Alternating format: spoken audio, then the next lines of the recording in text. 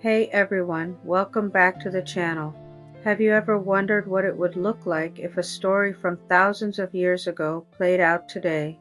Let us talk about one of the most intense stories in the Bible, the destruction of Sodom and Gomorrah.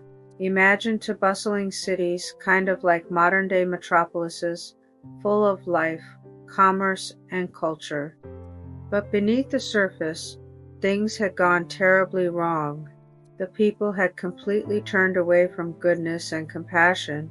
The story, found in Genesis chapters 18 and 19, tells us that God saw the great wickedness of these cities.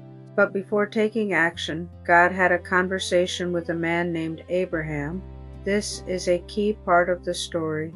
Abraham pleaded with God, asking, "Will you sweep away the righteous with the wicked?" He negotiated, asking if God would spare the city for the sake of 50 righteous people, then 45, then 40, all the way down to just 10. God agreed, saying in Genesis 18:32, "For the sake of 10, I will not destroy it." This shows us something incredible about God's character, His mercy and willingness to listen. He values every single righteous person. It wasn't about finding a reason to destroy. It was about finding a reason to save.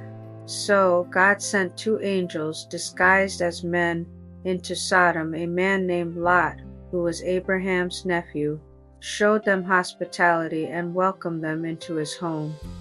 This was a big deal because the rest of the city's men surrounded Lot's house, demanding he hand over his guests for them to harm.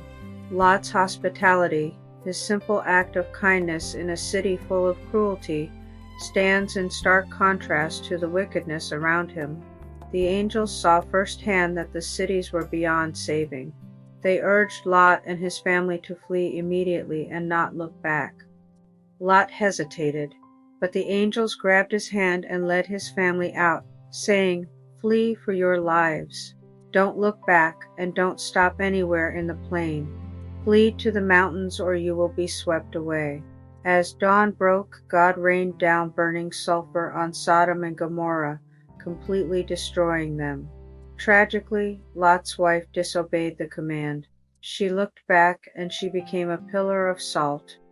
So, what can we take away from this ancient story in our modern lives? First, it's a powerful reminder about the consequences of turning our backs on what's right. When a society embraces corruption and loses its moral compass entirely, it sets itself on a path to ruin. It's not just about fire and brimstone. It's about the natural decay that happens when we abandon kindness, justice, and compassion. Second, the story highlights the incredible power of one righteous person. Your choices matter. Abraham's negotiation and Lot's hospitality show that individual acts of faith and kindness are seen and valued by God. You might feel like you're just one person in a big, complicated world, but your stand for what is right can have a huge impact. Third, the instruction "don't look back" is so relevant for us today. Lot's wife looked back because she was attached to her old life, the life that was being destroyed.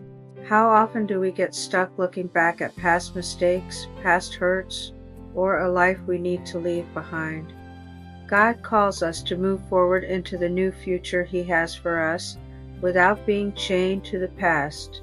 When we decide to follow God, we need to fully commit and not long for the old ways that led to destruction. God's message here is one of both justice and mercy. He is just, and He will not let wickedness go on forever. But He is also incredibly merciful, actively looking for a reason to spare. Not to condemn, He provides a way out for those who are willing to listen and obey. So, how can we apply this? Look around at our own lives and our own communities. Are we contributing to the good? Are we like Lot, offering hospitality and kindness in a world that can often be hostile?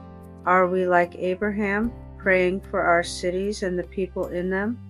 And are we willing to leave behind things that hold us back when God calls us to move forward?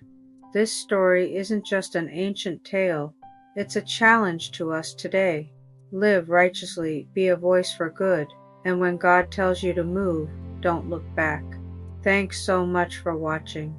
If this story resonated with you, hit that like button and subscribe for more content that brings the Bible to life. See you in the next video.